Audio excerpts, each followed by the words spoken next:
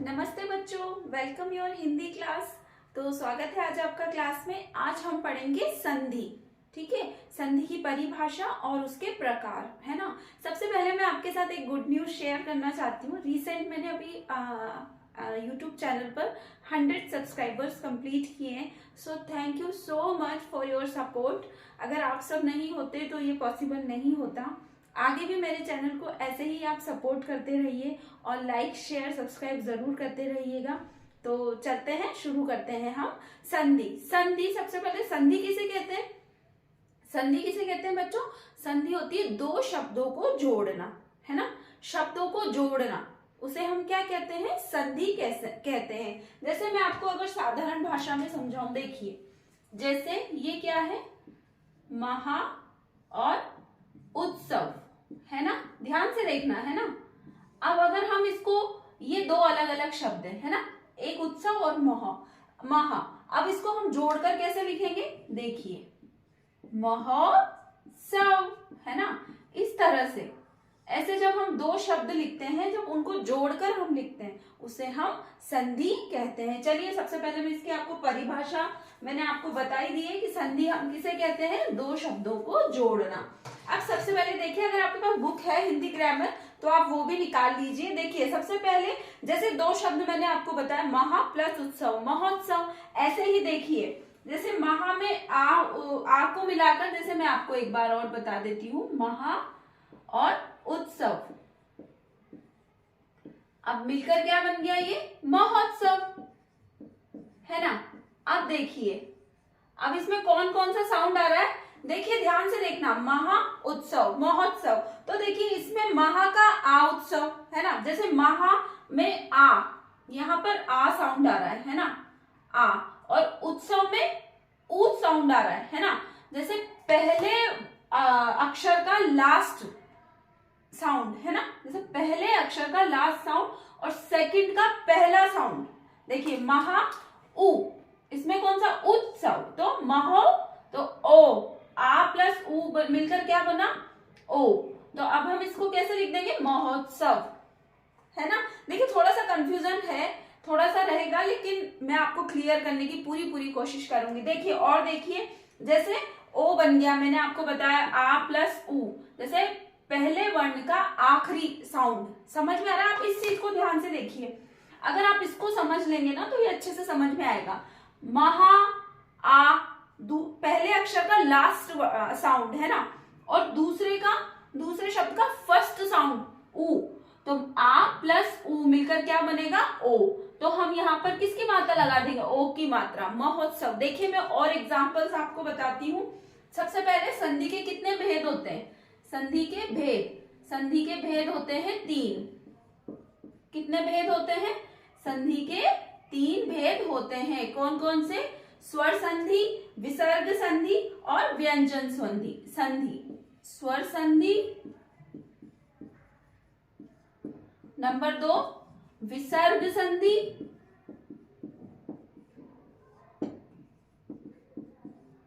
और नंबर 3 व्यंजन संधि, है ना। कितने भेद होते हैं? 3 भेद होते हैं। अब देखिए, मैं आपको ध्यान से देखना, मैं आपको एग्जांपल्स के थ्रू समझाऊंगी। जैसे अक्षर को जोड़कर उसे हम क्या कहते हैं? संधि। तो इसमें जैसे कौन कौन से अक्षर जुड़ते हैं?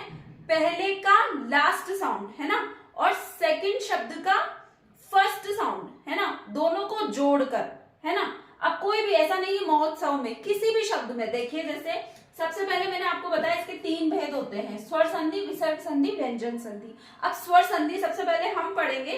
स्वर संधि किसे कहते हैं? स्वर संधि के भी भेद होते हैं। अब पहले आप इसकी डेफिनेशन देखिए। स्वर संधि किसे कहते हैं? स्वर का स्वर से मेल होने पर जो विकार उत्पन्न होता है। स्वर का स्वर से मेल होने पर जो विकार, मतलब जो आवाज, है ना, जो विकार उत्पन्न होता है, उसे हम क्या कहते हैं?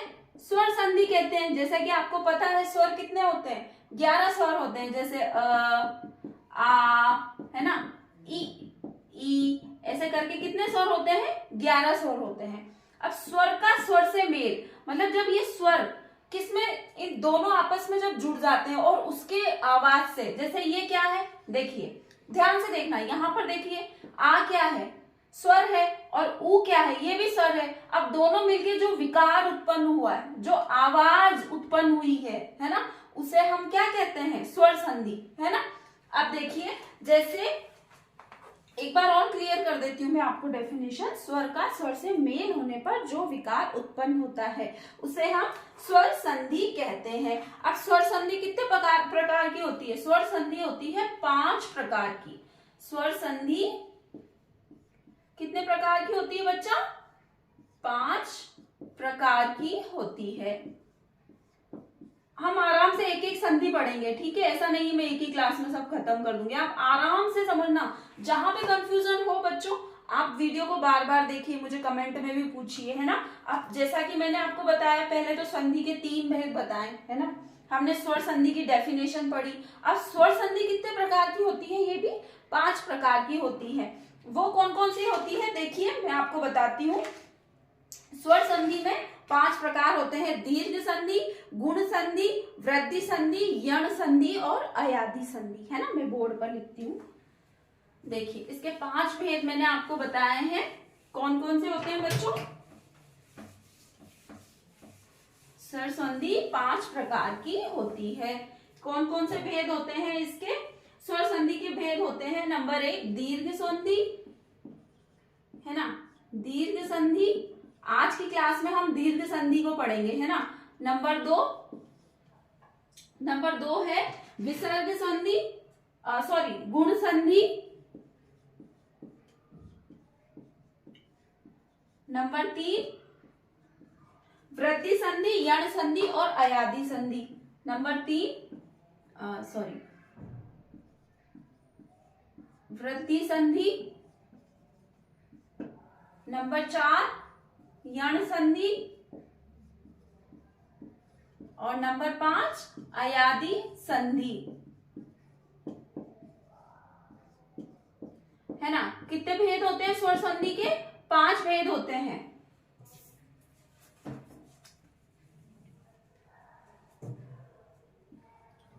वृद्धि संधि और दीर्घ संधि, गुण संधि, यण संधि, अयादि संधि। तो आज की क्लास में हम पढ़ेंगे दीर्घ संधि, है ना। दीर्घ संधि किसे कहते हैं बच्चों, देखिए मैं आपको डेफिनेशन और एग्जांपल्स के थ्रू बताती हूँ और इसके उदाहरण भी आपको बताऊंगी। जैसे दीर्घ संधि हम कहते हैं जब जो ह्रस्व स्वर या दीर्घ स्वर मिलकर, जब ह्रस्व ऋस्व स्वर मिलकर, ह्रस्व स्वर और दीर्घ स्वर, है ना, जैसे मैंने इसमें लिखा हुआ है दीर्घ स्वर मिलकर, दीर्घ स्वर मिलकर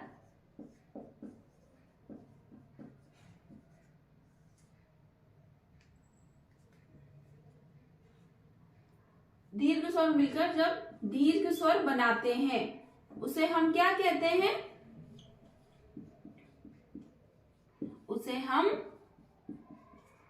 दीर्घ संधि कहते हैं। जैसे कि संधि, है ना, 5 प्रकार की होती है। तो दीर्घ संधि किसे कहते हैं, जब ऋस्व स्वर दीर्घ स्वर में मिलकर, जब दीर्घ स्वर, बड़ा स्वर, लघु स्वर, दीर्घ स्वर होते हैं ना, वो दीर्घ स्वर बनाते हैं। फॉर एग्जाम्पल्स देखिए, उदाहरण के तौर पर जैसा कि मैंने आपको बताया है, जैसे देखिए आ, जैसे आ, है ना, और देखिए प्लस और आ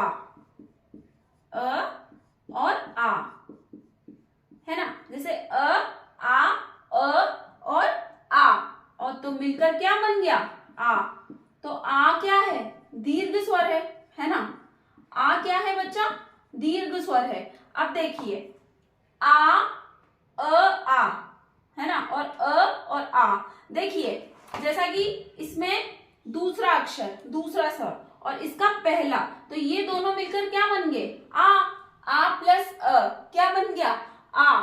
तो देखिए फॉर एग्जाम्पल, आप जैसे ई, छोटी ई और बड़ी ई, है ना, ध्यान से देखना, छोटी ई बड़ी ई मिलकर ई और ई मिलकर क्या बन गया, क्या बन गया? ई, बड़ी ई, है ना, दीर्घ।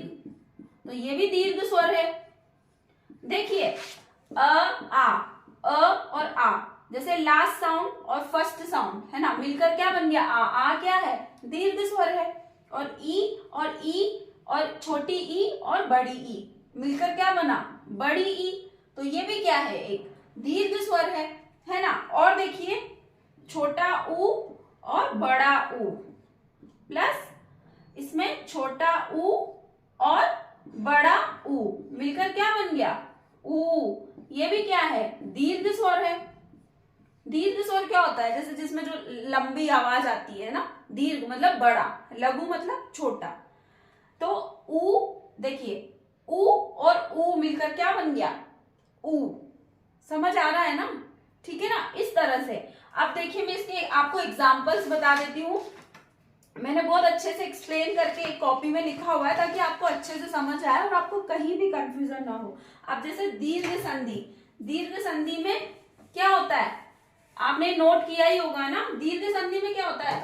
आ, जैसे मैंने आपको बताया और आ प्लस और आ मिलकर क्या बनेगा? आ ही बनेगा, है ना। जैसे आ और आ मिलकर क्या बनेगा? आ ही बनेगा। फॉर एग्जाम्पल्स देखिए, जैसे ध्यान से देखना बच्चों, जैसे है पुष्प। ध्यान से देखना, आप एग्जाम्पल्स के थ्रू आपको बहुत क्लियर हो जाएगा। पुष्प प्लस अवली, पुष्प प्लस अवली, अब मिलकर क्या बनेगा? अब जैसे यहां पर, जैसे मैंने आपको बताया, देखिए ध्यान से देखना, पुष्प प्लस अवली। अब पहले अक्षर का लास्ट साउंड कौन सा आ रहा है? है ना, प्लस अवली। अब इसमें भी क्या आ रहा है? तो प्लस मिलकर क्या बनता है? प्लस मिलकर क्या बनता है?